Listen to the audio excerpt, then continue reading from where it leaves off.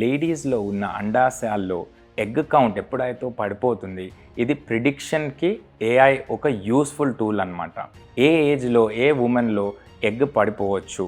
కొన్ని లేడీస్లో 30 years or 25 years నుంచే ఎగ్ కౌంట్ చాలా సడన్గా పడిపోతుంది, తగ్గిపోతుంది.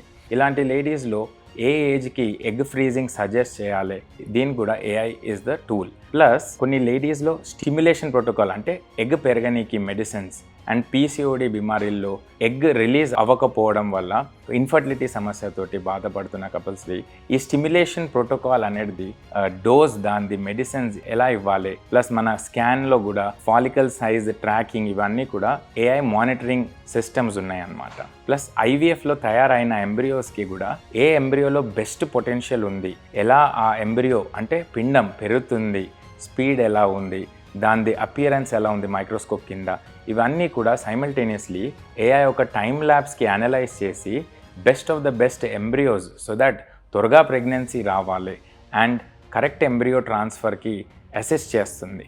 AI is here to make fertility faster, smarter and more hopeful.